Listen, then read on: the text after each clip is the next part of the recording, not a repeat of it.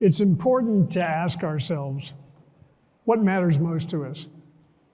Who is living their life in order to matter? What character and actions do we wish to honor? And who ought to be our honorees if we're serious about progress on what matters most? Jim is our honoree tonight. The Catholic Foundation measured his character and his actions, and they chose well.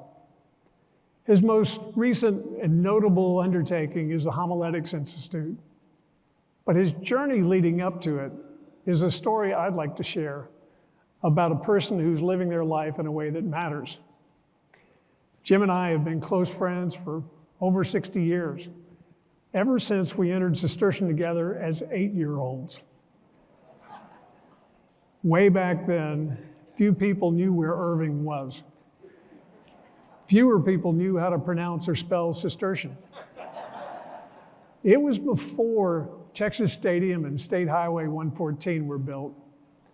Las Colinas was still a large cattle ranch, and DFW was many years into the future.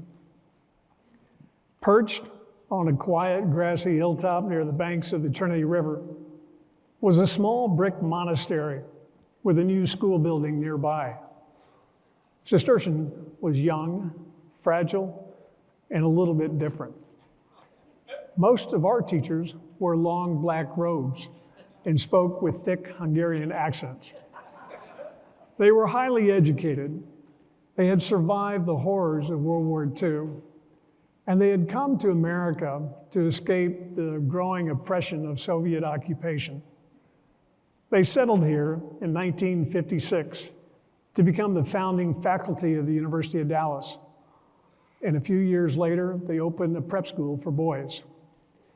They taught us Latin, French, Spanish, religion, geography, music, as well as math, algebra, geometry, physics, chemistry, and biology. For sports, we fenced, climbed ropes, tossed medicine balls, and long before it became popular in Texas, we played a European sport called soccer. Not on a grass field, but on a white gravel field. Most of the priests who taught us are no longer with us, but they were there for us throughout their lives. They celebrated our joys, comforted our sorrows, and helped us get back on track when we were a little bit lost. 8 members of our 4th grade class of 25 are here tonight to celebrate Jim.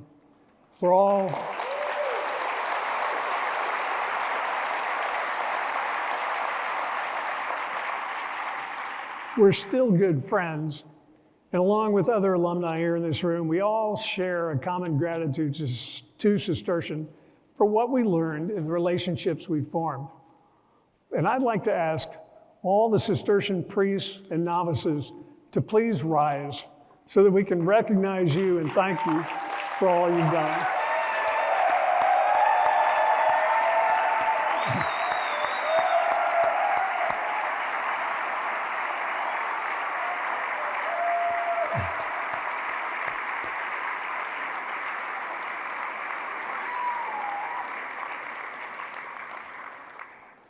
Now, getting to Jim.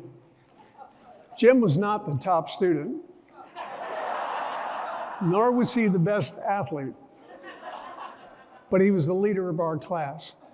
He was kind, inclusive, he told the best stories and had the best laugh. Word for word, no one could match him. He was also the only one with the courage to speak candidly to Father Dennis again and again. Father Dennis Farkasvalby was our form master for 9 years.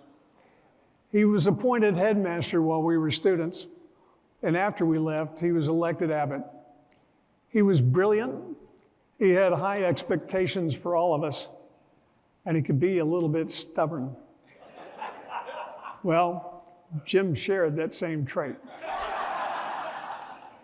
He could be a little bit stubborn. He could match Father Dennis's stubbornness and raise it a notch.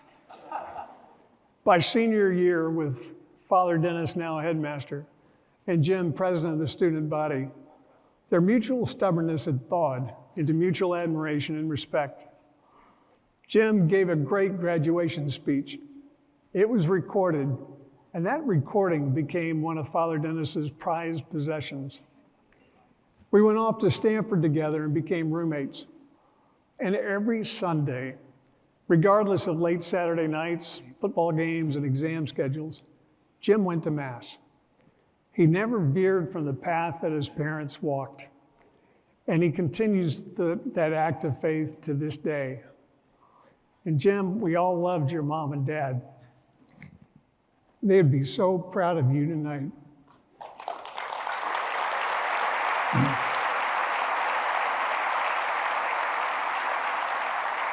After graduation, Jim's relationship with Cistercian grew even closer. At age 24, he started the Cistercian Alumni Association. At age 25, he was invited to join the school board where he served for 31 years. He persistently pressed Abbot Dennis to include women on the all-male school board. And while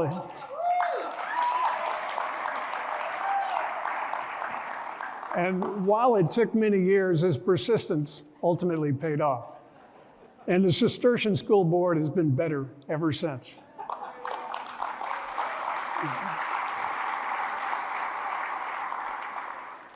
I can picture Abbot Dennis looking down tonight, his eyes smiling behind his thick black-rimmed glasses, his lips tight but a little bit upturned, and his head gently turning left and right.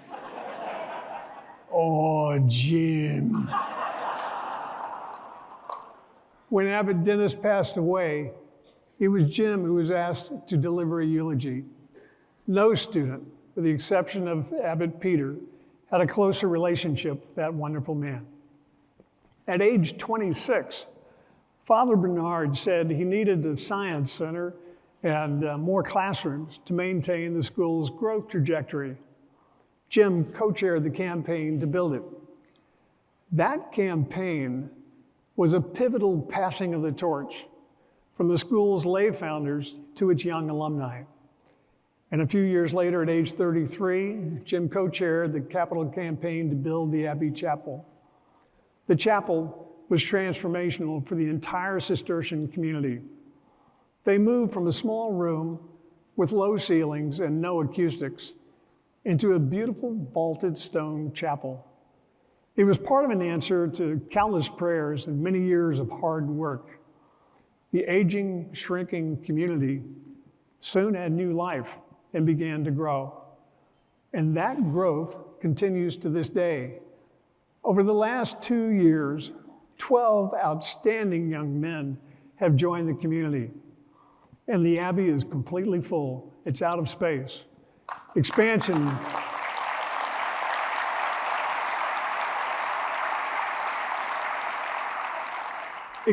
is underway for the first time in decades. And what a blessing this is. At age 47, Jim, looking out into the future, started the Memorare Society. It established planned giving at Cistercian and will benefit the school and the Abbey for decades to come.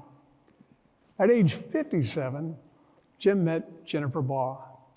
Jennifer needed funds to grow her new organization, the Young Catholic Professionals. Jim introduced her to a gathering of potential donors. They came because of Jim, they gave because of Jennifer, and now YCP is in 44 cities across America.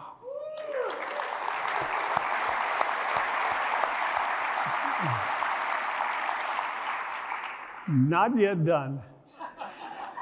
At age 63, Jim started the Homiletics Institute. Its goal is to improve preaching from the pulpit to better connect with people in the pews so that they might seek deeper relationships with Jesus Christ. Already, we're seeing priests from around the country participate in this new program. There's been a pattern in Jim's life. He consistently focuses on things that matter to us. He did it in his teens, 20s, 30s, 40s, 50s, and now again in his 60s. He shows us that you're never too young or too old to make an impact. But nothing Jim started was preordained for success. He took risks and worked hard with everything. His paths were always winding, always bumpy, and always had their ups and downs. They were never straight, never smooth, and never easy. But his perseverance and his endurance and his prayers repeatedly found success. And those successes have had an immeasurable impact on countless students, priests, young adults, and families. In the classic Christmas movie, It's a Wonderful Life, Jimmy Stewart's character, George Bailey, was in a dark spot on a cold, snowy Christmas Eve when his guardian angel appeared. He showed George what his world would have been like if he had not existed, and it wasn't a better place.